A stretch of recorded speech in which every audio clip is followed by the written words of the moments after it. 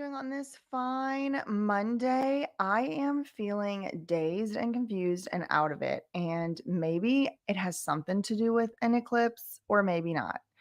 Hey, Melanie, Bubblegum Bite in the house. Hello, Cree. Hello, to Entertainment.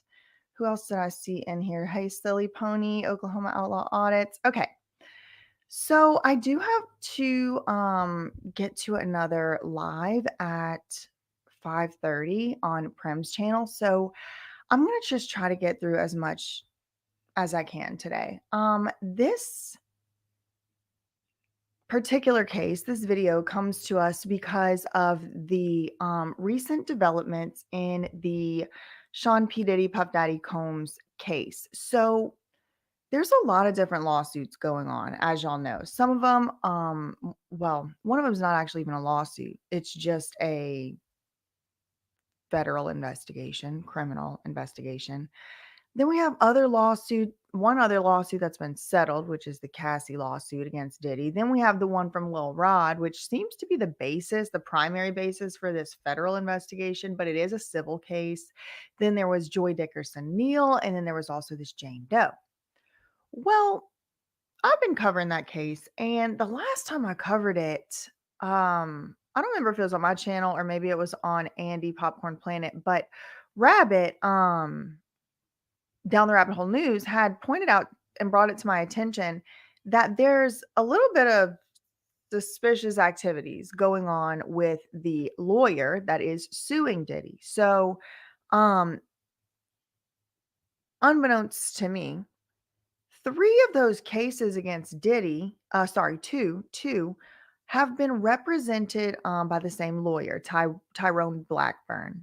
He's based in New York. I think he's maybe admitted to practice in California, New Jersey. I'm not exactly sure. But then the other day, I think maybe like last week, just a few days ago, it ended up coming to light that Diddy's son also is getting sued for similar type of allegations having to do with behaviors and activities perhaps going on yachts, and things like that. But then in that lawsuit, Christian is his name.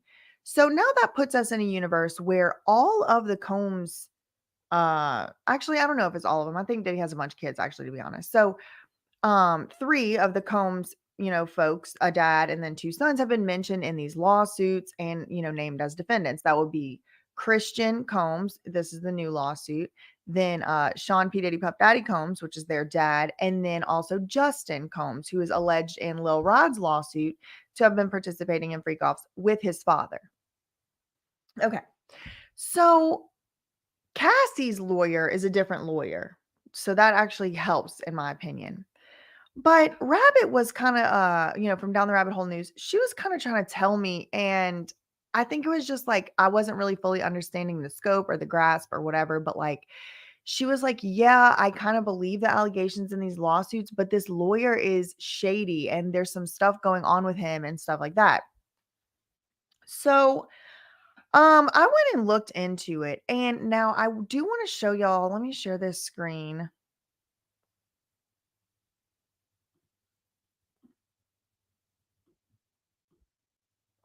Okay. So this where's this one right here? Case against Sean Diddy Combs ruined. Celebrity extortion by Tyrone Blackburn. Now, if y'all have not seen this video, I would highly, highly, highly encourage you to go and watch it. Actually, I'm going to let me get the link real quick. I'll drop it in the live chat at least. Because Rabbit gets into a whole bunch of stuff that I don't have the background or education to really speak on, but it has to do with Tiny and Ti lawsuit. Apparently there was some other stuff having to do with Nicki Minaj. There's like a whole bunch of background about this case, and y'all can find it from that video. It's called Case Against Sean Diddy Combs Ruin, Celebrity Extortion by Tyrone Blackburn, Legal Practices. So I did watch most of that video, and I wanted, oh, here, it's right here. This one right here.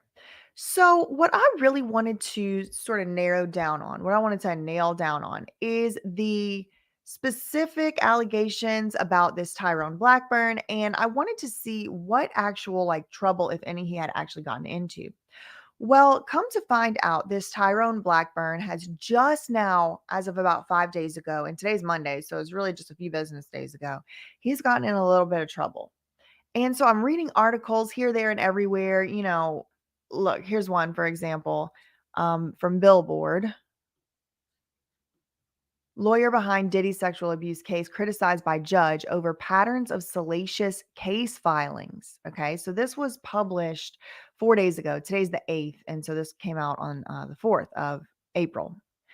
So, lawyer behind Diddy abuse case. So, the lawyer criticized by a judge over a pattern of salacious case filings.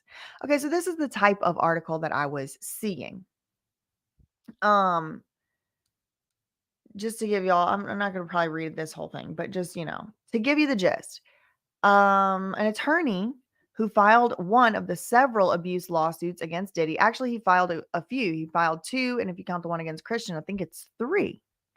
It says he's now facing potential discipline himself after a federal judge in another case sharply criticized him. This is the lawyer we're talking about, for filing suits designed to, quote, garner media attention and, quote, embarrass defendants. Okay, so the judge is kind of reprimanding him a little bit.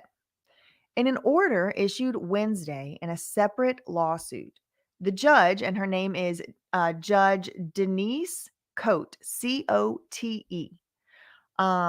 Well, the judge referred Tyrone Blackburn, that's the lawyer suing Diddy in the Lil Rod lawsuit. Um, the judge referred this lawyer to the so-called grievance committee for New York's federal court district. And this grievance committee is an entity that decides whether attorneys have violated court rules. So they're not reporting that this guy got sanctioned or that he was um even no one even really applied for sanctions.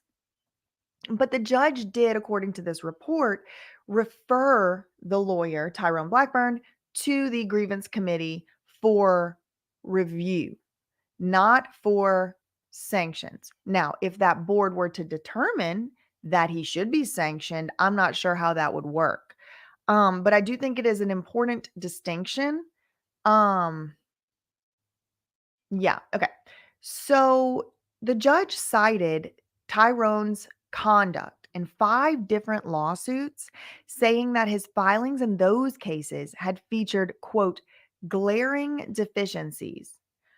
A reasonable inference from his pattern of behavior is that he improperly files cases in federal court to garner media attention, embarrass defendants with salacious allegations, and pressure defendants to settle quickly. The judge wrote in that case. Indeed, his submissions to this court have been rife with disturbing allegations against the defendants and the defense counsel. So the judge's order referred Tyrone Blackburn to the grievance committee for the Southern District of New York for such action as that grievance committee will deem appropriate. So look how this is written right here. The order, which came in a legal malpractice lawsuit that Blackburn filed last year. Okay, so I'm looking for the order at this point, right? It's not linking it here, but I'm like, where is that order?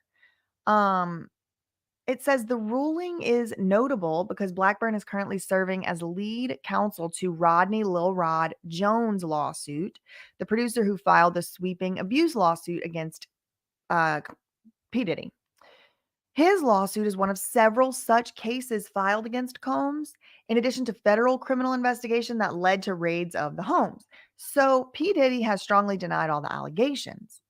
In an email to Billboard on Thursday, okay, so Billboard reached out to Tyrone and he emailed them back and he said the following: not sure how this is at all relevant to Rodney Jones's case or any other case that I have. This will not, that's my light. Someone's adjusting my light here. Okay, excuse me. Thank you. That's mine. Okay.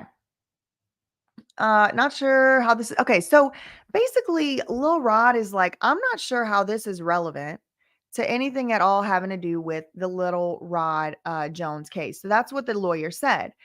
But it is relevant. And y'all know, like, I am not a P. Diddy apologist. I actually do believe most of the allegations made against him, but he is innocent till proven guilty. And there is all these other factors to take into consideration. That is just how the legal system is set up and how I believe it should work. But that being said, I mean, this doesn't look good because it is relevant to the Rodney Jones case. Because we have in that Rodney Jones case, Sir Lucian Grange, who is the UMG, the United, what is it, Universal Music Recordings or Universal Music Group, the Universal record label CEO, Lucian Grange.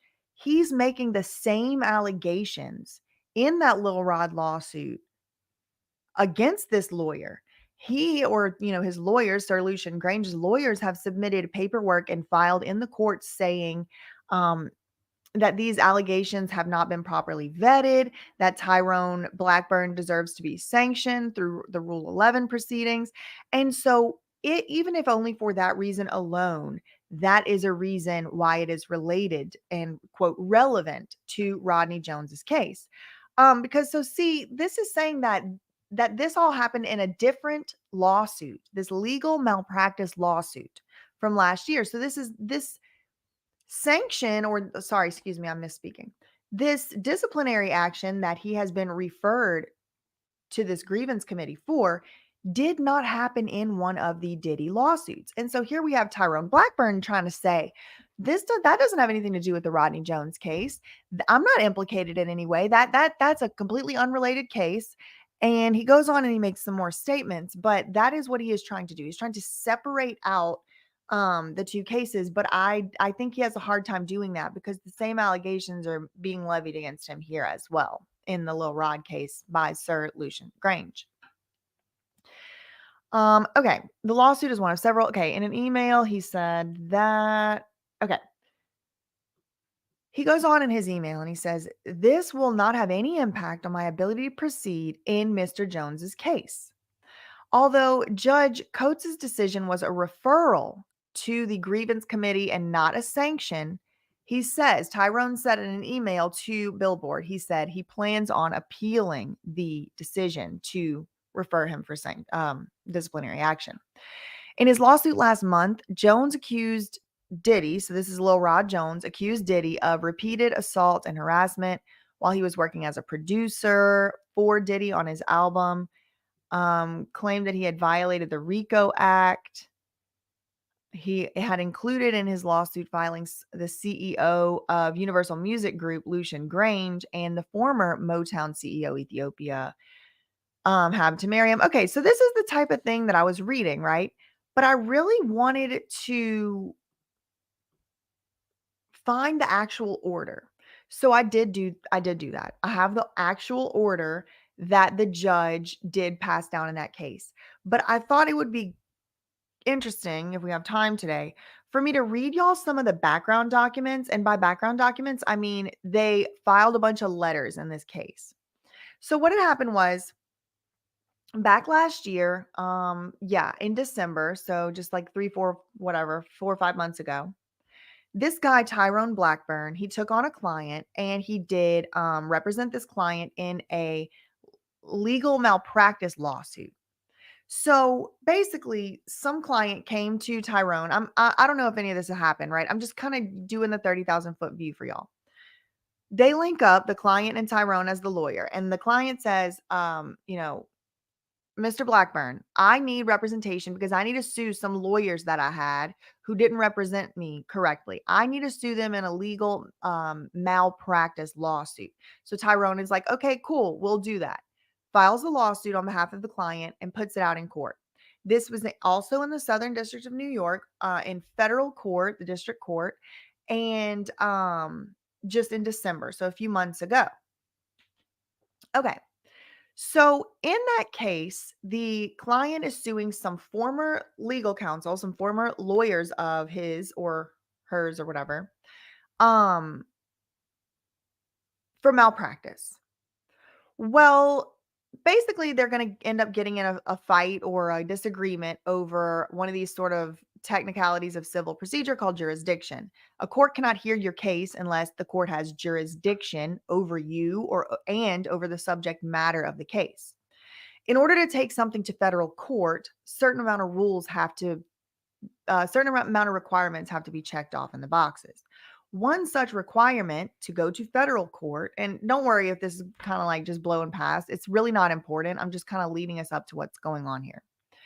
One requirement that you have to have in order to take a case to federal court is something called diversity jurisdiction.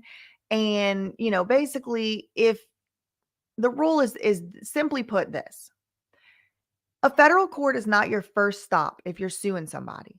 First stop you got to check is, can you go to state court first, right? You don't go straight to the Supreme Court when you can sort something out at your local court. Same rule follows for federal court. So in order to go to federal court, all the parties have to be diverse from each other, meaning they all have to pretty much live or be domiciled in separate states from each other. If any of the people are in the same state, they got to go work that crap out in the state court. Okay. So that issue becomes an issue in this case because what happens is Tyrone, and again, this is not Diddy. This is a different case that was filed in December, but it's coming at issue now in Diddy's case because it implicates the lawyer who is suing Diddy and his sons. Okay. So this back in December, Tyrone Blackburn is representing this client. He is filing a complaint in federal court on behalf of his client, and he's suing three people or entities. One is a law firm by the last name of these two people, like Fisher Taberbaum or something. I don't remember his last name. It's like the law firm they both work at, and then he's also suing this attorney named um, Leanne Fisher and this other attorney, I don't remember his name, the other guy, right? So he's suing three people, and one of the people is a law firm. All right. Well, come to find out, maybe perhaps one of these people lives in the same state as the plaintiffs. So maybe there wasn't jurisdiction. So there's a little bit of a technicality going on. That's what they're fighting over. But in the process of fighting over that, they all the lawyers on both sides of these cases are filing these letters to the judge. Like they're just writing letters to the judge, and it all kind of leads up to this order that we're now hearing about in the news. And this order again affects pretty much all of these Diddy cases because, like, think about it this way. If for some reason it were to come out that all of these allegations made by Lil Rod Jones were not credible, then does that undermine the federal investigation? Does that let P. Diddy off the hook in the federal investigation? Because it does seem like the federal investigation is only happening because of the Lil Rod Jones lawsuit. But if the Lil Rod Jones lawsuit's credibility is implicated, then we might have a problem, I think. And y'all, look, listen, nobody wants to see an abuser held accountable more than me. I promise you that. But this is the type of stuff that you have to deal with whenever you're going through the legal system. And it has a lot to do with credibility. It sure does. Um, Yeah, I mean, there's all kinds of theories. I see some of y'all saying some things. Okay. So I want to pull up some of these letters that they were writing to the judge. And y'all can see for yourself. You don't have to take my word for it, and you don't have to take the news word for it, and you don't have to hope that they're paraphrasing it the right way because y'all are going to see these documents yourself. Okay. Let me pull them up.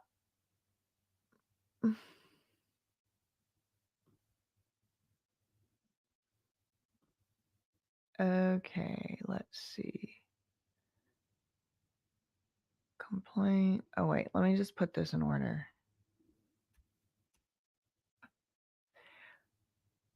Okay, so I'll pull up the complaint, but we are not going to read the complaint because that's not really the point. But just for completeness sake, I will pull it up just so y'all can look at it, and I'll tell you the case number in case you want to also look it up as well.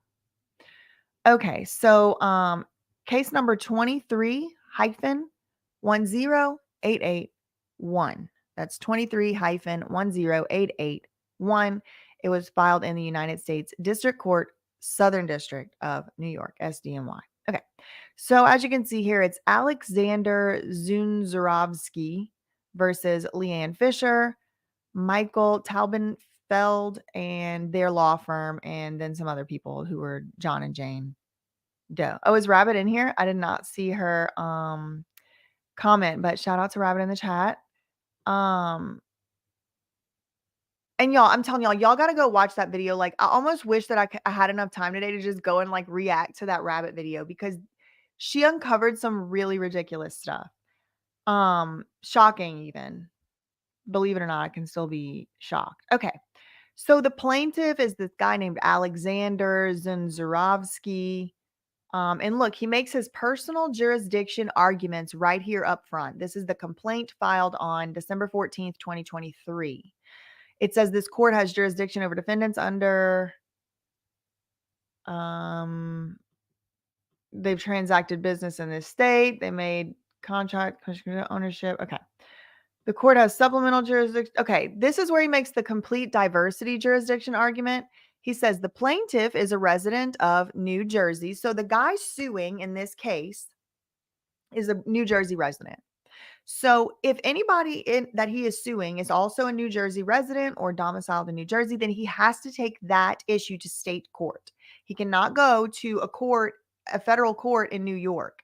He has to go to state court where they share the domiciliary, or they share, they have that diverse. They're not diverse from each other. They live in the same jurisdiction. Okay. So the individual defendants reside in New York State, and the business is incorporated in New York. So it will come down in this decision, like of jurisdiction. It will come down to where the people live and where the businesses are domiciled. Now, the only reason I'm bringing this up at all is because it does come up a little bit in the letters, and I want y'all to feel comfortable with being able to be like, okay, yeah, I know what he's talking about, and not like, what is all this jargon?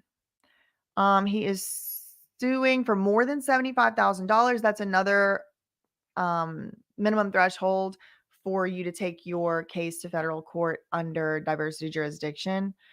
Okay, so here's the parties. This is the plaintiff.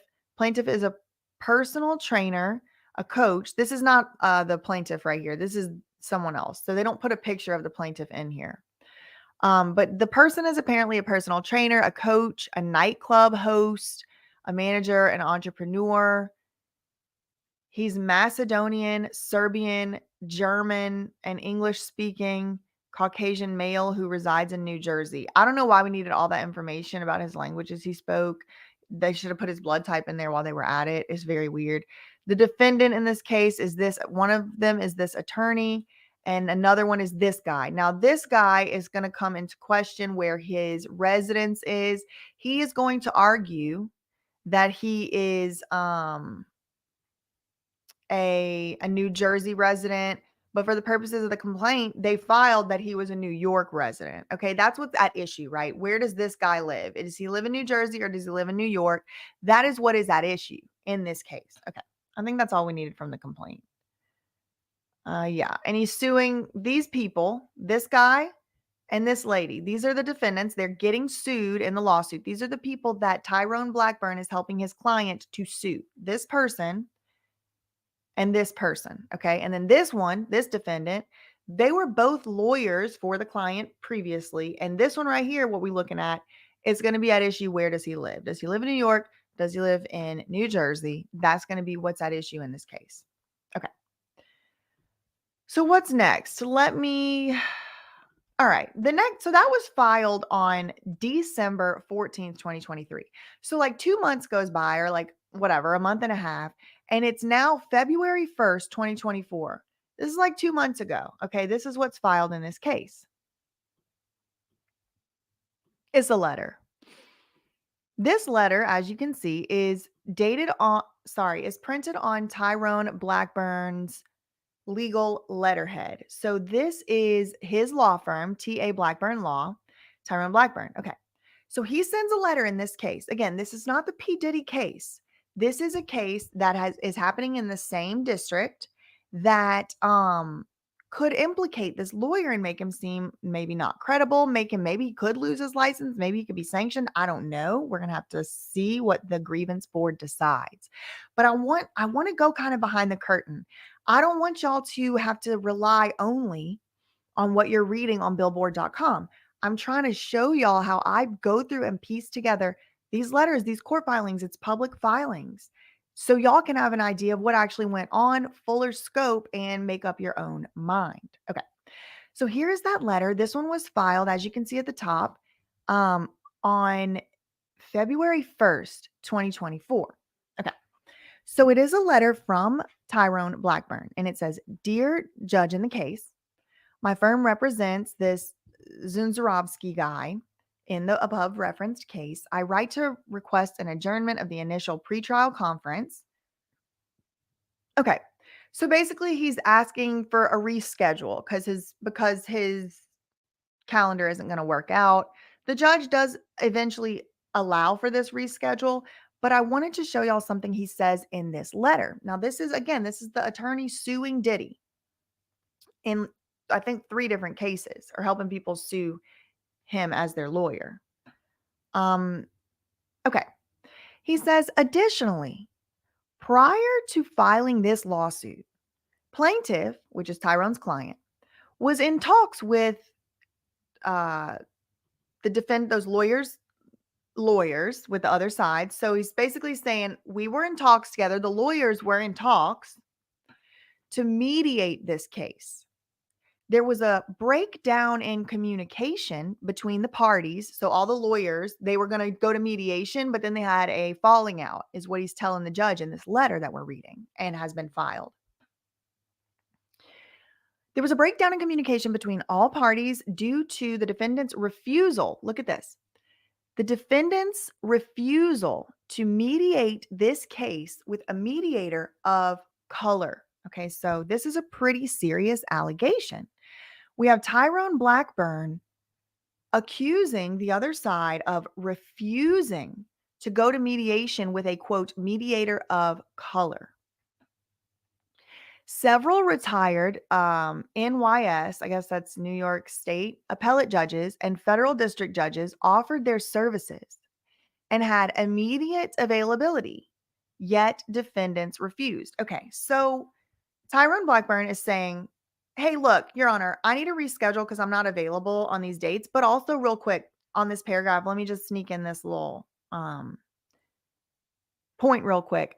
I was trying to mediate this case, and the other side is refusing because they refused to allow this case to be mediated by a mediator of color.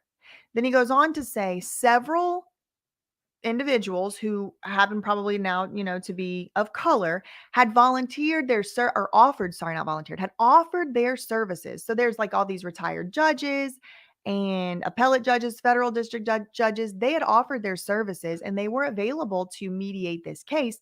But the defendants, the people on the other side, refused.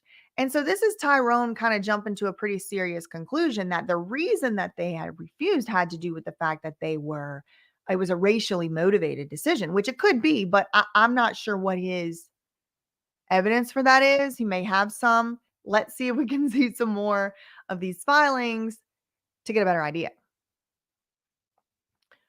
After this case was filed, the other side's lawyers refused to accept service of process pursuant to Rule 4. Plaintiff is in the process of serving them and would hope to have that accomplished in the coming week. I would like to thank the court for its time and consideration. Okay, so then there was also this third issue about him having trouble serving them. Okay, so that's that. Thank you so much for the super chat. Thank you for breaking this down. Yes, and honestly, I even asked Rabbit, y'all. I was like, where are these filings? And then I never went back and checked. I was like, okay, I found them. I can send these to you too, Rabbit. Okay. So then the judge, let me show you all the next filing. This is filed literally on the same day. So the judge did, like I said, oblige Tyrone, at least to some extent here. As you can see here, it's an order dated from the same day in the case. Hereby ordered, the pretrial conference is scheduled for February 16th, and it is rescheduled to March 5th. Okay, cool. So it was rescheduled to sometime last month. All right. So then we have another letter, and this one comes to us on a week later. I guess 8 days later. And this one is from the other side's lawyers. So kind of like a response. Okay.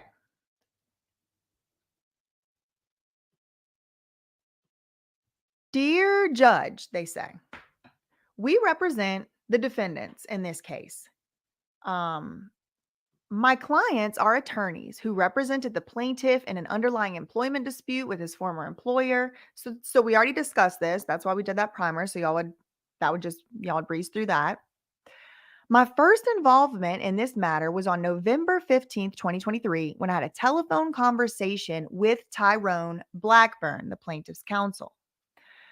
Um, she says during that phone call, he advised me in vulgar and misogynistic terms that my client, Leanne Fisher, had engaged in an inappropriate personal relationship with the opposing lawyer during the underlying matter.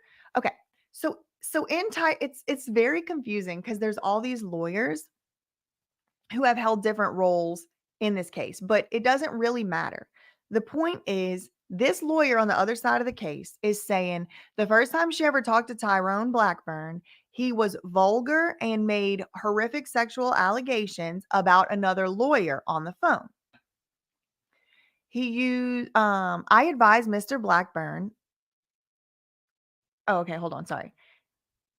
To be clear, the salacious assertion is not true. She says, I advised Tyrone Blackburn of that fact.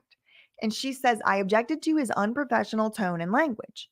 In response, Mr. Blackburn told me to F myself, and that if we did not agree to engage in an immediate private mediation, he would publicly humiliate Miss Fisher. He then hung up on me, and that was my first and last telephone contact with Mr. Blackburn. And I think this is one of the things that he has a reputation for doing. I'm pretty sure, I don't want to put words in her mouth, but I do think that this is one of the things that Rabbit was talking about. Correct me if I'm wrong, where it's like he almost is kind of like exhibiting behaviors that seem a little bit like maybe extortion. Like he's saying, I'm going to humiliate your client publicly unless we go to mediation, and we got to go to mediation with one of my chosen mediators that I am presenting. And then if you don't go with one of my mediators, then I'm going to file public federal filings calling you a racist. I mean, that seems to be like what's being accused and alleged. Now, that being said, I did find some evidence to the contrary, which kind of vindicates him to a little bit of a degree, in my opinion. So keep an open mind until you see all the evidence that I have found, but that's where we are so far. So this lawyer tells the judge, she says, then he hung up on me. That was my first and last telephone contact with Mr. Blackburn. Despite the obvious attempt to extort, y'all, this was just filed like 2 months ago, almost exactly. She says, despite the obvious attempt to extort, and in the hope we could avoid having such untrue and defamatory assertions made public, we agreed by email to meet with plaintiff and his counsel. So we agreed by email to meet with the plaintiff and with Tyrone Blackburn before any jams mediator with the New York federal bench experience. Okay. So this is what they're saying in response. Okay.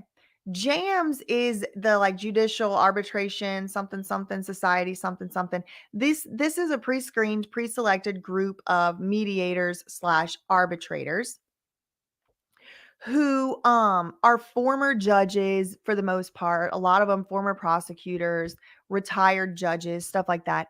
And they basically do these expedited trials, for all lack of, for efficiency's sake, for explanation's sake. They're kind of like judges for express speedy trials, and they're not really the same type of trials that you really are entitled to, but it's cheaper and it's faster usually, and a lot of times it's more anonymous. The public is not allowed to have as much access, if any access at all, to the records, unlike in a court. So there's a bunch of differences.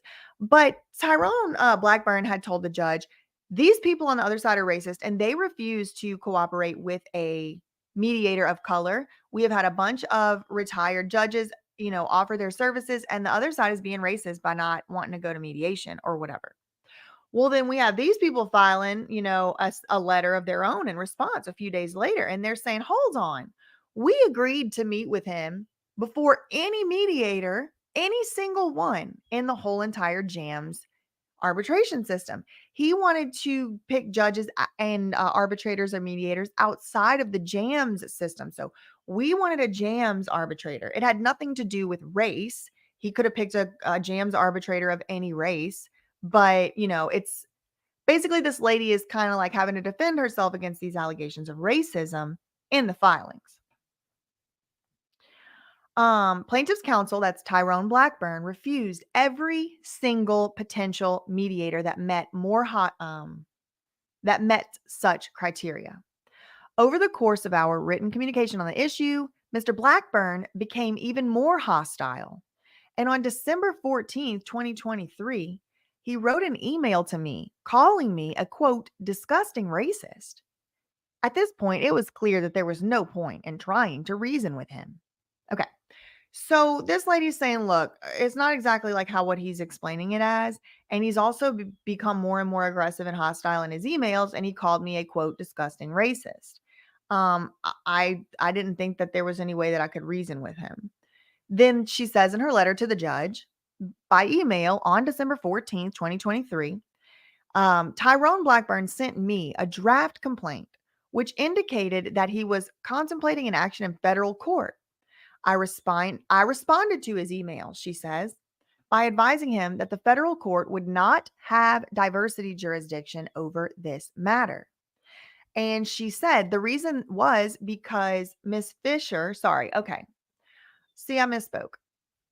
Earlier, whenever I was showing y'all that lawyer, the man, it was the wrong lawyer. But it's the same thing, same purpose, same principle. But instead of it being that man, it's the woman who lives in New Jersey. That same principle really doesn't matter. So this lady is telling the judge, I told this man in an email there was not jurisdiction over this Fisher, over Miss Fisher. I already told him that. And he still filed a lawsuit against her in a federal court, knowing that there was no jurisdiction. That's what this lawyer is saying. Now, keep an open mind, because while I do have my reservations about Blackburn, I don't think it's 100% him either. I think some of it has to do with this, there's a plenty of guilt to go around. So I'll show y'all what I mean in a minute. Okay, so they're both in New Jersey. Tyrone Blackburn filed the complaint anyway after being advised of the lack of jurisdiction. In response, on December 15th, the day after he filed his lawsuit, I again advised Mr. Blackburn in writing that the federal court does not have jurisdiction over this matter because his client, no jurisdiction. Yesterday, almost 2 months after our last contact, I received the attached email from Mr. Blackburn. I looked at the docket and read his correspondence to Your Honor, which was not copied to us. Okay, so this is another issue. Remember that letter we just read from Tyrone? He wrote that letter to the judge and never even copied it to the other people, which is kind of like an ex parte communication. He didn't get copied on that letter and he should have.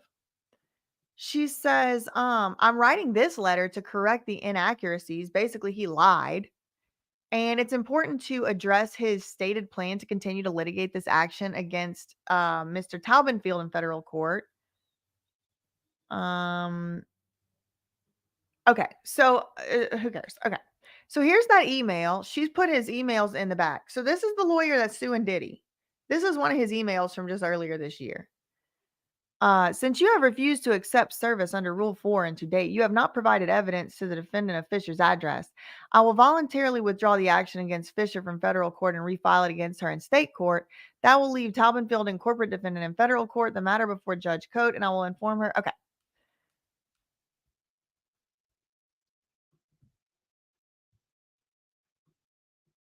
Hold on, I'm just looking. Yeah, okay. So here's her receipt right here. December 15th, 2023. She says, Tyrone, as I told you by email yesterday, the federal court does not have jurisdiction in this matter because both your client and Leanne Fisher are domiciled in New Jersey. Okay, so she provided her receipts. All right. So cool. That's great. The next thing that we see, I'm not even going to pull it up, is the notice of voluntary dismissal. Let me see. Do I need then there's another letter on the 9th. Okay. So then Tyrone dismisses against some of the clients or whatever. Called me. Look what he says in this letter. This is drama. Look what he says. This is February 9th, the same day that we just read that other letter. So this is Tyrone again, writing to the judge again, right? They're just writing these letters to the judge. He says he represents Andrew again. I write response to their letter before commencing these proceedings. He said I sent several letters and emails to the defendants. I gave them ample opportunities to discuss my client's irrefutable claims. And then he says in November, they called me and were rude, condescending, and utterly disrespectful. As I attempted to explain my client's position, she told me to shut up and stop speaking. Where I am from, respect is mandatory. I am a man first and a lawyer second. I do not and will not ever allow anyone to disrespect me. That's what the lawyer said. After the defendant's counsel disrespected me, I reminded her that I do not work for her. I am not one of her associates in her firm, and she will not, cannot, and better not ever disrespect me again. Listen, I do kind of appreciate the sass a little bit, but I'm I'm not sure I would have written this in an ex parte communication to the judge. He said I then advised her that she could inform her clients that I would proceed and file and they could thank her. Right. So he's saying then I told her we were going to sue her clients and it was her fault. For the following several days, defendant's counsel sent me several emails begging me not to file against her clients. My client asked that I hear her out, so I did. She informed me her clients wanted to pursue mediation and my client agreed. Diversity is essential to my client. So we selected several immensely qualified diverse mediators through JAMS. Defendant's counsel rejected them all. Okay, so now they're just basically arguing over, the JAMS arbitrator. They're disagreeing with each other. Okay. So basically, they go back and forth on that issue for a while. And now I just want to go into the actual order, the actual thing that was just filed a couple days ago that's been making the news. This is the actual judge's order that this Tyrone Blackburn character has to go before the grievance committee in the Southern District of New York. Okay. So after we talk about this, if I have time, I want to go over the reasons why I think that Tyrone actually has some defense. He does make a little bit of a defense for himself, but let's read the order itself first. Okay. So as you can see, this was filed on April 3rd, 2024, 15 pages long. Plaintiff Tyrone, in that employment case, the one we've just been reading those letters and filings having to do with that. So this is the actual judge's words. She says, Judge Denise Cote, I think that's how you say it, Cote. Attorney Tyrone A. Blackburn filed this action asserting that jurisdiction exists pursuant to United States Code statute. He did so without conducting a reasonable inquiry to support that assertion. Because this filing appears to be part of a pattern, the judge says. This filing appears to be part of a pattern. He will be referred to this court's grievance committee. Background. The plaintiff filed this legal malpractice action in December 2023 against the defendant attorneys Leanne Fisher and Michael Taubenfeld and their law firm. He did so after being advised by defense counsel that complete diversity of citizenship did not exist because the plaintiff and defendant are both domiciled in New Jersey. On February 9th, defense counsel requested an immediate conference to discuss, among other things, Tyrone Blackburn's, quote, abusive tactics and the lack of subject matter jurisdiction. So this is a footnote down here it's referring to, and it says the initial conference scheduled for February 16th had been adjourned at Blackburn's request to March 5th. Okay. So, in response, Tyrone Blackburn filed a notice of voluntary dismissal as to defendant Fisher on February 9th, and he objected to the request for an immediate conference. He explained that he had voluntarily dismissed the action against Fisher, even though the defense counsel had not produced evidence of her residence. Okay. So they do kind of argue back and forth. Like, basically, the judge does seem to kind of just take this person's word, the other lawyer's word for the residency. That's some of the evidence I wanted to show y'all. But let's move on with this order. The judge says the dismissal of Fisher does not solve the question regarding jurisdiction because the law firm takes citizenship of its partners. Okay, y'all don't have to worry about that. An order of February 15th directed at Tyrone to show cause as to why. Okay, so lack of jurisdiction. Asserted that he had researched the addresses. Okay, so this is some of the evidence we were going to get into, but basically, Tyrone does give the judge some evidence of what he actually relied on in determining the citizenship. And he said he had ran a search through Lexis, and he does provide receipts that do show the search having been run through Lexis and show that she was a New York resident and not New Jersey. The judge then says, but at a conference held on March 5th, Tyrone Blackburn consented to dismissing the action without prejudice. He explained that he believed the defendant Fisher resided in New York because his client told him so and because a Lexis search had said so. He accepted that what he had done was not an adequate search for the residence. Okay, so he admitted some fault. He was directed to file an affidavit regarding their discussion. Okay, so then he started getting a little bit of hot water. Okay, so then the judge goes on to the discussion section and says, Blackburn has, as he admits, failed to meet his obligations under Rule 11, and that is the attorney discipline statute. It appears that this is part of a pattern, the judge says. The court declines to impose sanctions. Instead, it will refer him to the grievance committee. So the court could have imposed sanctions itself onto Tyrone, but the court said, no, we're not going to do that. We're going to send him to the grievance committee. The judge says there is basis to believe that he is filing cases in this district without diligently investigating the existence of jurisdiction or venue as required by Rule 11. Okay.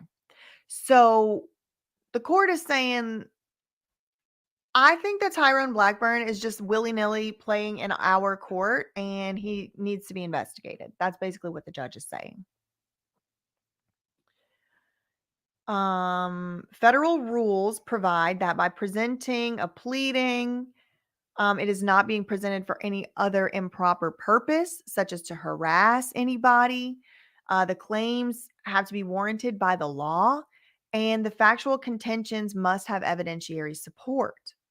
Rule 11 imposes affirmative duty on each attorney to be reasonable. Okay. When reasonable inquiry would show that it did not exist, meaning jurisdiction, he could be liable for sanctions, which could mean monetary sanctions. So the judge says Tyrone Blackburn was advised by defense counsel before he filed that diversity jurisdiction did not exist because Leanne Fisher lives in New Jersey, as does the plaintiff. Blackburn, the lawyer, had not done a reasonable investigation to satisfy his obligation to confirm jurisdiction. He objectively failed to do so after the warning. So the judge is saying it's very important that it's not just like willy-nilly. No. He was told not to file this because there was no jurisdiction, and then he did no real investigation and still filed it anyway. He asserts that he relied on two sources of information. One of the sources was his client, and the other source was a Lexis search. He asserts that his client told him that Fisher lived in New York and somewhere in the city. Nobody has told the judge the basis for which they came up with this thought. Nobody, like, they didn't tell the judge why they thought he lived in New York. They just kind of made it up, the judge is saying. Okay. After conceding that the case against Fisher has to be dismissed, the lawyer then sought, says Tyrone Blackburn, then sought to pursue this case against her law firm and her partner still in this court. But that wouldn't work either, because if there's no diversity jurisdiction over the one partner, there's no diversity jurisdiction over the other partner nor the law firm. So the judge is saying, like, he's basically wasting our time and playing in our face in court, and he needs to be investigated. It was required. It's part of a pattern. He keeps doing this. In the February 15th order and at the March 5th conference, this court advised Tyrone Blackburn. So twice the court advised him that it had identified 5 cases that he had filed in this district that were dismissed for lack of jurisdiction. Okay, so this is very important. And we're reading from a court document.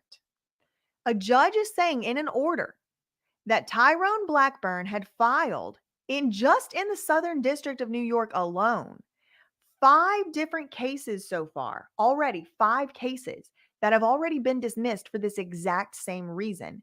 And that is that there was no diversity or subject matter jurisdiction. Dismissed for lack of jurisdiction or because of a change of venue. An order of March 5th directed to Tyrone to file a letter regarding his compliance with the requirements of Rule 11 in those cases. His letter does not dispel this court's concerns. Okay, so the judge then goes, she did her research. She's going to lay out 5 separate occasions where this Rabbit has been a member for 5 months. Yes. Okay.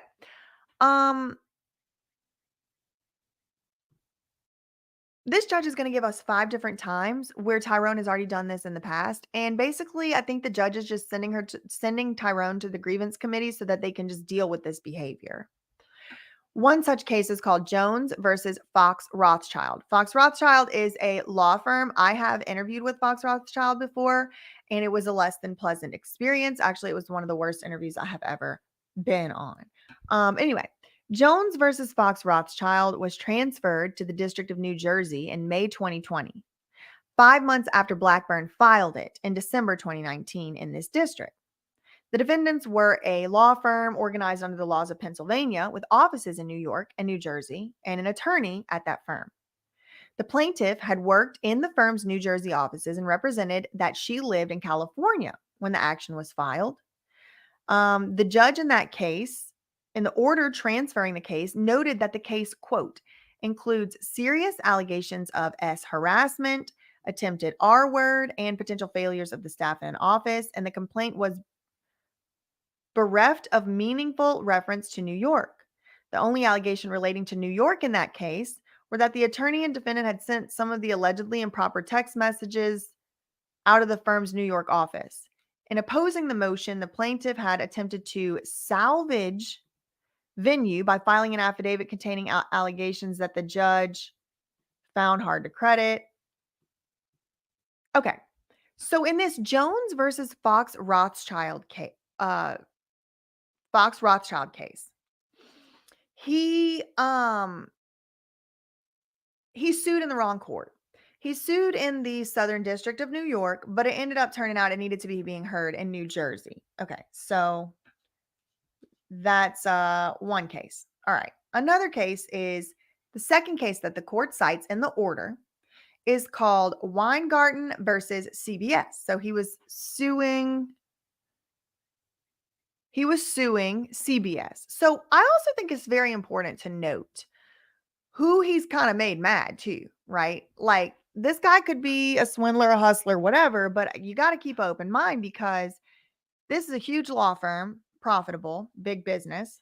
He's suing, on behalf of the smaller person. CBS, huge corporation. But again, innocent until proven guilty. I don't know. It does seem like it could be a pattern. So let's read further.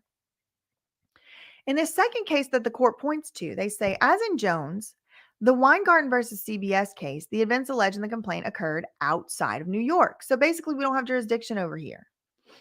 Tyrone Blackburn filed the Weingarten action in March 2020. The defense counsel, the other lawyers in that case on the other side, had advised Tyrone to withdraw the case and refile it in the Western District of Pennsylvania, where the events had actually occurred. But Tyrone refused to do so. Or plaintiff, the guy that Tyrone was representing, or the woman. The defendants then moved to dismiss. CBS was the defendant. CBS motion to dismiss quoted that first judge's language from Jones versus Rothschild, so Fox Rothschild. So again, this was the first case. The judge in it made some statements. And then in this second case with CBS, the court in that case did quote that judge from the Fox Rothschild case. And that judge did say the following. He or she noted that the plaintiff's counsel has recently encountered this same issue. Then on January 2021, the parties agreed to dismiss the action with its entirety. So they all agreed. It seems like they might have settled. But in his March 19th letter, Blackburn states that his involvement in that case was limited to filing pro hoc vice motion for an out-of-state attorney and that he did not sign the complaint. But his electronic signature does, in fact, appear on the initial complaint. Okay, this is a big deal. This is the judge basically busting him in what appears to be an untruthful statement. The lawyer, Tyrone Blackburn, had said he did not sign the complaint, right? He's trying to defend his actions to this judge. And he's like, I didn't even sign that complaint. I only did one little thing. But the judge is like, yes, you did. And it's easily verifiable that you did. And this brings to mind something that I saw in Rabbit's video. Rabbit had occasion to email this guy in like 2021, I think she said. And when she emailed him, he responded back to her email in a way that was incomprehensible. Like, it's very clear he was very rushed. He did not proofread that email. And it was like he had gotten the date wrong by like a year in this like Tiny and T.I. lawsuit. And in the Tiny T.I. lawsuit, he had said something had happened in 2020, but really it had happened in 2021. And then Rabbit emailed him about it. And he was like, no, the date's right. And she was like, sorry, just to bring to your attention, like you said it happened in 2020, but then you also said that it happened a day after. So which one was? And he's like, oh yeah, my mistake, 2021. So like he seems to be a lot bit sloppy as a pattern at the very least. So the judge kind of busts him a little bit of a false statement. And then it's not only that, he filed the thing he had said he had filed and the memoranda in opposition. He signed the memoranda and the opposition in that case. So he was signing all kind of stuff. And he basically lied to the judge and said, I didn't sign anything in that case except one thing. The judge said, but even if he was not the only or even the lead attorney on the case, Rule 11 requirements apply to any attorney on the case, not just the lead attorney. Okay, so that was the second example, the CBS case. All right, here's the third example that the court gives, this Vonderschmidt versus Higgins. The two Vonderschmidt cases, so there's two of them here, so there's two cases. Asserted subject matter jurisdiction based on diversity of citizenship, which is the issue that we're dealing with here. In this Vonderschmidt action, it was filed April 21st, 2023, and it was dismissed for lack of subject matter jurisdiction May 4th, 2023. So literally like a couple weeks later. As the judge wrote, the plaintiffs amended their complaint twice at the court's direction, but still failed to allege the citizenship of every party. They allege the residence of themselves and the individual defendants, but as the court has repeatedly admonished, allegations of residency are insufficient. So basically, Tyrone was not providing the court in that Vonderschmidt case with enough proof of the citizenship of the other parties. A mere 6 days later, the same plaintiffs, still represented by Tyrone Blackburn, filed their second action, this Vonderschmidt, the May action, against the same exact defendants. That action was assigned to the Honorable, this other judge, in a November 30th order. That judge noted that Tyrone Blackburn had, quote, on behalf of his clients, invoked the court's diversity jurisdiction, but in doing so, and despite the recent dismissal of an overlapping claim, he fails to allege the citizenship. So basically, he did the same thing yet again. So this really is a fourth time. Two of them happen to be the same exact clients against the same exact defendants represented by the same lawyer, but it is technically two separate cases according to this judge's order. Judge Castell further noted that the complaint artfully disclosed the residency and national citizenship of each plaintiff, but not their domiciles. So he's just getting it wrong. He either just truly doesn't understand citizenship or he's playing dumb. And these judges are all lining up to find against him. There was also a failure to allege the place of incorporation and principal place of business of the corporate defendant. Judge Castell, thus, in that case, ordered the plaintiffs to produce supporting affidavits indicating when the change in domicile had occurred, the states that they filed their tax returns. So basically, the judge just started to ask for some proof from Tyrone Blackburn and the plaintiffs. In a December 3rd letter, Tyrone Blackburn indicated that the plaintiffs could not produce the required information, and therefore they requested the court dismiss the case without prejudice. Okay, so Tyrone basically wrote a letter to the judge and said, all right, you got me. I don't know what their jurisdiction, I don't know what their residence, their domiciliary is, so just dismiss the case. In his March 19th letter to the court, he blamed the complaint's failure to properly allege diversity jurisdiction on allegedly erratic behavior by one of the plaintiffs. He adds that he had sought, so basically he threw his client under the bus. And he asked to withdraw from the case. He didn't want to be on the case anymore. So the fourth case that this judge brings up is called Emanuel versus Heron. And he filed that case also in May 2023, 17 days after that other judge repeatedly admonished him about the failure to properly allege citizenship and inaction based on diversity. The Heron complaint, brought on behalf of the New York plaintiff, asserted the existence of diversity jurisdiction, just like here in this case, on the basis of the individual defendant's alleged domicile in New Jersey. 4 months later, Tyrone Blackburn requested that the case be dismissed without prejudice so that he could go file it somewhere else. So basically, what's happening is Tyrone is filing stuff. The judges are saying, or the other parties are saying, can you give us proof about this domiciliary, about where these companies are located, about where these people are located? Because we don't even have jurisdiction unless you give us that proof. And he's unable to come up with the proof.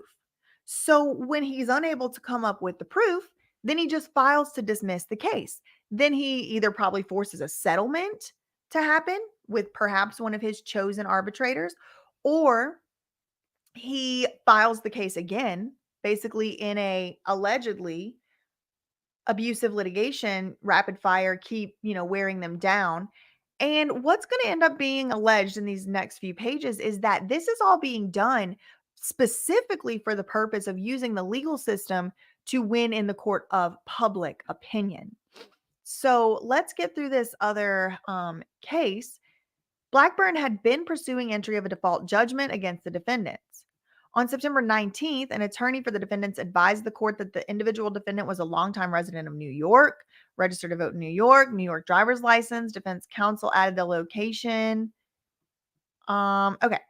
Defense counsel sought to file a motion to dismiss on multiple grounds, including the lack of subject matter jurisdiction, but also motion to strike scandalous and irrelevant allegations attributing racism to the defendants. So this, again, he's showing a pattern of accusing people of being racist.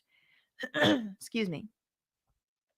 Because we saw those letters. Excuse me. We saw those letters. He not only accused the lady to her face in the email of being a racist, but he told the judge that these people are refusing to cooperate with an arbitrator of color. So this is showing that he's making these same type of allegations in other cases. And in those cases, the other lawyers on the other side are like, hold on, we need to strike the allegations of racism because he made those baseless, meritless allegations, and that could be used against our client. In his September 25th letter to Judge Cronin requesting dismissal of the action, Blackburn explained that his client knew the domicile to be Jersey City.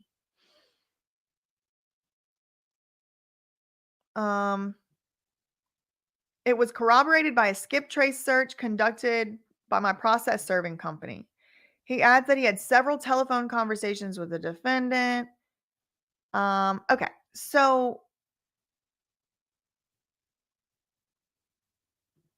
Blackburn asserts that this final case that we just talked about was the only case of the 5 listed in the February 15th order in which he actually erred regarding a defendant's domicile. And then they go on to list this current action. And just 11 days after filing the December 2023 letter admitting he could not establish diversity in that Vonderschmidt action. So on December 3rd, he's filing this thing in this other case where he ends up getting admonished. He ends up getting in trouble for this same issue he's having now in this case. He just got in trouble for it, and he's still doing it. He keeps doing it. As he has admitted, he failed to comply with his obligations under Rule 11. He argues that neither he nor his client gained anything by filing this case in federal instead of state court. The record in this case contradicts that claim. So she's about to catch him in yet another moment of a false statement. At the March 5th conference, the lawyers on the other side reported that Blackburn had told her he filed this case in federal court because doing so would make the press more likely to pick up on it. Now, this I do find to be, I don't want to be a Blackburn defender or anything, but this judge in this case is just taking some random lawyer's word for it. And as we have found out, lawyers can and do and will lie in court. So look at this paragraph. At the conference, okay, look. Blackburn argues neither he nor his client gained anything by filing this case in federal court instead of state court. And the judge says, but the record in this case and the history of his other cases contradict that claim. So the judge is saying he did have something to gain. He's basically doing this to game this system. So what is the evidence that the judge uses for this? She's saying the record in this case contradicts that he didn't have anything to gain. What is the record? She goes on to say, at the March 5th conference, defense counsel, so this other lawyer on the other side who's opposed to Tyrone, who has a financial interest in winning this case, and a career and a professional interest in winning this case, she has a conflict. She, quote, reported that Tyrone Blackburn had told her, so hearsay. At the March 5th conference, this lawyer told the judge, hey, judge, Tyrone Blackburn told me the reason he came to federal court was so the press would pay attention to him. Okay. Then the judge went ahead and took that person's word for it. But that's really not evidence either. That's just hearsay. And that is something that Tyrone Blackburn does point out in his defense of himself in this case. He's like, what? I didn't tell her that. She's lying. She's making it up. And maybe she is, maybe she isn't. But the judge is taking her word over Tyrone's word. The judge says a reasonable inference from Blackburn's pattern of behavior is that he improperly files cases in federal court to garner media attention, embarrass defendants with salacious allegations, and pressure defendants to settle quickly. That's what the judge said. The judge says a reasonable inference from his pattern of behavior is that he improperly files cases in federal court to garner media attention, embarrass defendants with salacious allegations, like including of being racist or of having inappropriate relationships with lawyers on the other side and stuff like that, and to pressure defendants to settle quickly. That's what the judge said.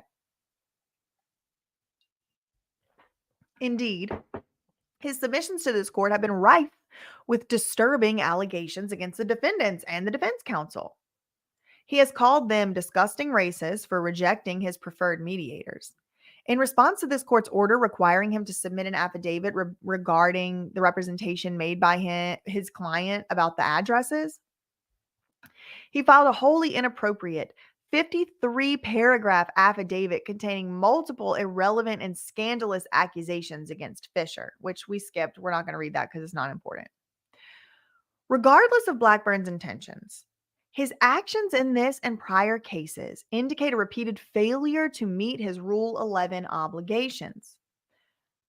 Significant resources have been spent by judges of the court and defendants named in actions he has filed to address glaring deficiencies in his filing. So basically, he's made the court waste a lot of time, the taxpayers waste a lot of money, and the defendants who are having to sort their way out of all of these inappropriate filings, he's made a lot of people waste a lot of time and money. A referral to this court's grievance committee is warranted. Tyrone A. Blackburn is referred to the grievance committee of this district for such action as it deems appropriate. April 3rd, 2024. So, those are the allegations and accusations that have been levied against this guy who is suing P. Diddy, or representing clients and suing.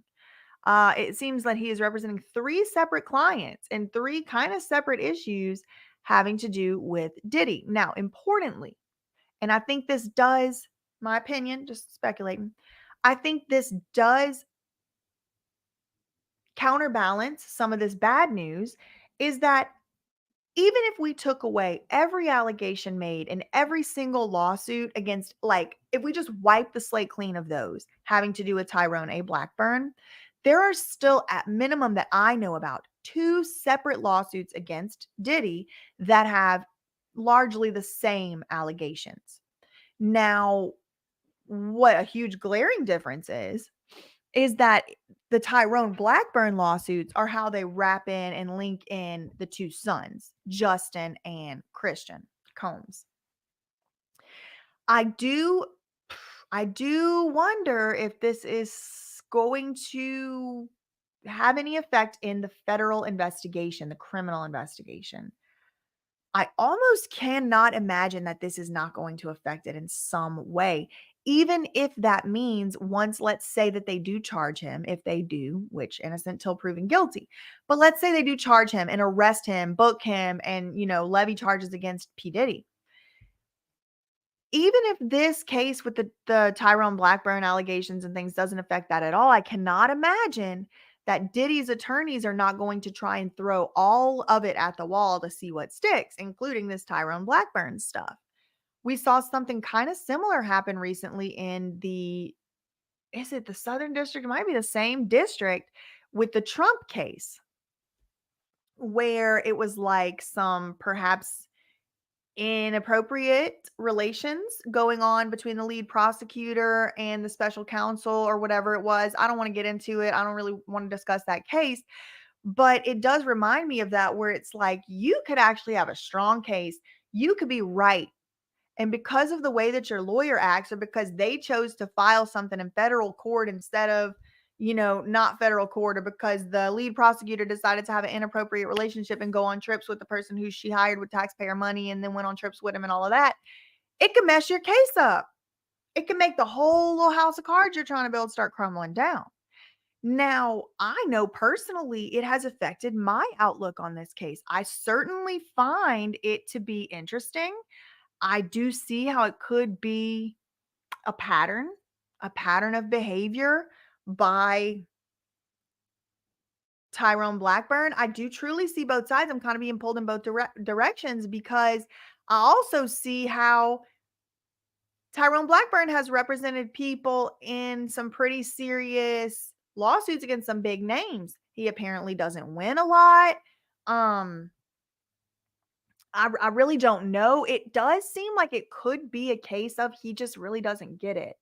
And if you're gonna go at it in federal court, that's rolling with the big dogs, as it were. Like, you really have to know the rules. You have to, or else you could get caught up like this.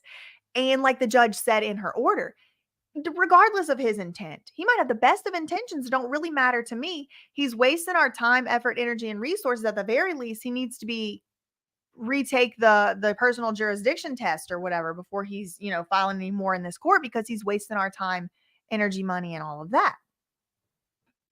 It certainly adds a little bit of a curveball. It really does, because in my opinion, the strongest allegations against Diddy in this case are mentioned in the Lil Rod lawsuit. The Lil Rod lawsuit is the one that has all of the stuff having to do with the specific names, putting in the footnotes, basically referencing probably Usher, possibly, Bruno Mars, something like that, the Philadelphia rapper, the Meek Mill, the this, that. And it's like, you know, you shouldn't be able to just make any and every allegation in a court filing. You really shouldn't. And I have been a victim of that. I have been harassed by lawsuits in this way and had to defend myself. And it's like, it's almost like they're trying to defame you, but just get around the rules of defamation by saying, oh, well, we said it under penalty of perjury. But it's like there have been some heinous allegations made against me, which were simply false. Like one time somebody said that I caused somebody to be R-worded 8 times, that it was my fault, with no evidence at all whatsoever for those allegations. Now, forever and always, if people look me up in a court system, those allegations will have been levied against me, which are false and which I should be, quite frankly, compensated for. Like false allegations. False allegations have been made against me in court. That's just one off the top of my head. It was many. Another one was that I took a drone and flew it over somebody's house. I never flew a drone in my life. Don't know how to fly a drone. Wouldn't know which drone to buy. And never even been in the state where the drone was flying. But I flew the drone. And so it's like, I know that there should be some type of consequence against lawyers. And in fact, I actually am filing for sanction against a lawyer right now. And I hope that they do sanction him for exactly these reasons. But that being said, other people have made allegations and filed allegations against P. Diddy who are not using this lawyer. So it's a little bit further of a degree of separation for me, in my opinion. Yeah, it's a new mic. Well, it's the same mic. It's just like a different. Who are Cassie's attorneys? I don't exactly remember. I did look it up. Let me see if I can just find it.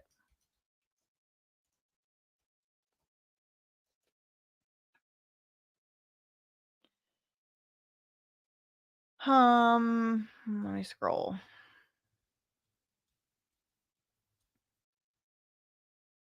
Widger? Here.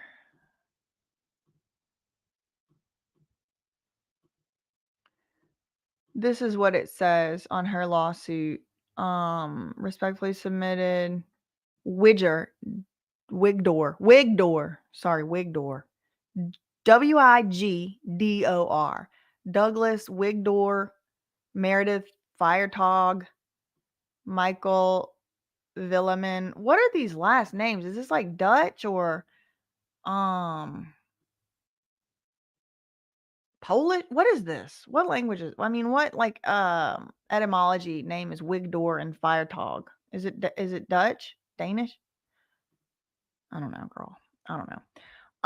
Okay. So let me share one more time Down the Rabbit Hole News. Y'all definitely need to go check this specific video out. This one right here. Extortion that's what something else says. Now I do want to put in the chat the live that I'm going to be on in 8 minutes. We're going to be discussing the most corrupt mayor in America on the Just Prim podcast. And who knows what else we're going to be talking about over there. I really don't know. Anything could happen. Anything is possible. But this is it right here. America's most corrupt mayor is unbelievable. So we'll be over there. And I am going to just drop the link in the chat so y'all can follow me right on over. And we can go there together.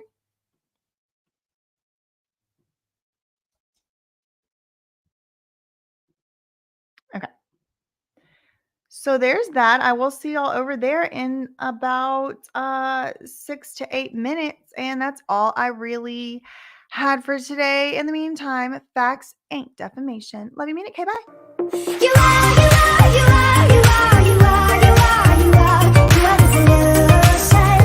You are the solution. You are the solution. You are the solution. Let me tell you something right now because I know you're watching. I will be saying everything you tried to do to me.